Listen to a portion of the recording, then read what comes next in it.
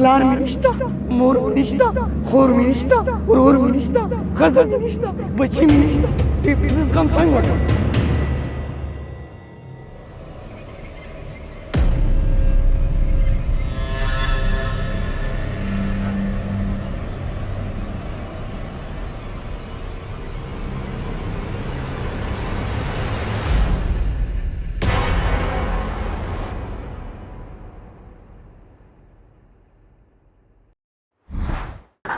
فاجعه یک شب درد 1000 سال.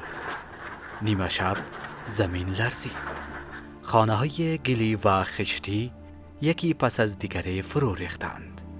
در تاریکی شب صدای فریادها در کوهستان پیچید. مردمی که پیش از این هم در فقر و ناامنی غذایی دست و پا می زدند، حالا همه چیزشان را از دست دادند. صبح دشت‌های سبز کنر به قبرستان بزرگ تبدیل شد.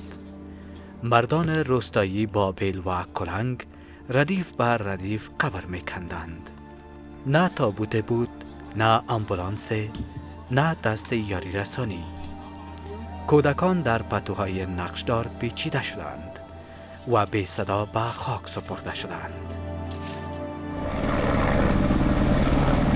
صدای پره‌های هلیکوپتر سکوت کوهستان را شکست. هوا هنوز غبار گرفته بود. بوی خاک و خون در هوا پیچیده. هلیکوپترهای امدادی یکی یکی بر فراز وادی کنر فرود می آمدند. اما هیچ پرنده آهنین قادر نبود ویرانی و درد این سرزمین را بردارد. در پایین مردم با دستان خالی هنوز آوار را کنار می زدند. هر هلیکوپتر که می نشست زخمی ها را می برد. اما هزاران زخمی دیگر روی زمین می ماندند. صدها جسد در زیر خاک مدفون. فریاد مادران در میان صدای پره‌های آهنین گم می شد.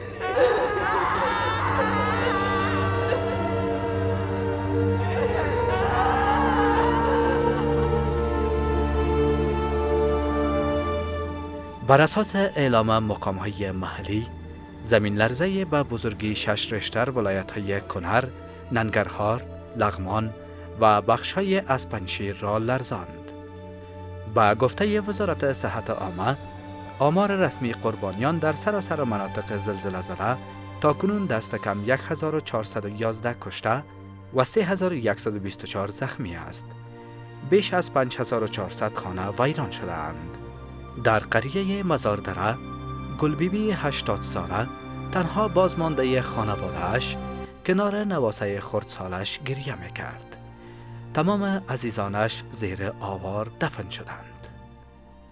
نصرالله، مامور دولتی که 6 ساعت پیاده تا روستای دیوگل راه پیموده بود، گفت 18 نفر از یک خانواده نابود شدند. در بعض قریه ها تنها 2 یا 3 نفر زنده مانده‌اند. این نخستین بار بود که این همه جسد دیدم. امارت اسلامی اعلام کرده که تیم‌های امدادی با هلیکوپترها و نیروهای ویژه به منطقه اعزام شده اند، اما راه‌های کوهستانی بسته‌اند. جاده‌ها با ریزش کوه مسدود شده و انتقال زخمی‌ها به شفاخانه‌ها با تأخیر جدی همراه است. سازمان ملل هشدار داده که شمار قربانیان بیشتر خواهد شد. در این میان جوانان چون از هرات، از کابل کیلومترها پیاده روی کرده اند تا به آسیب دیدگان کمک کنند. آنان با دستهای خالی، اندک غذا، پول ناچیز و اشکهای همدردی را به میان بازماندگان می بردند. کارشناسان می گویند افغانستان در یکی از فعالترین مناطق زمین لرزه‌خیز جهان قرار دارد. خانه‌های سست خشتی و گلی، فقر مزمن و نبود خدمات ابتدایی هر زلزله را به فاجعه انسانی تبدیل می کند. زلزله های مرگبار تخار، پکتیکا و هرات هنوز از یاد نرفتند. این بار کنر قربانی تازه همان چرخه تکراری شد.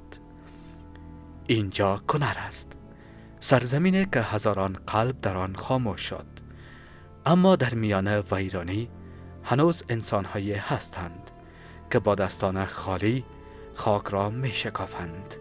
هنوز مادرانه هستند که فرزندانشان را در آغوش می گیرند و هنوز امید هست که فریاد می زند.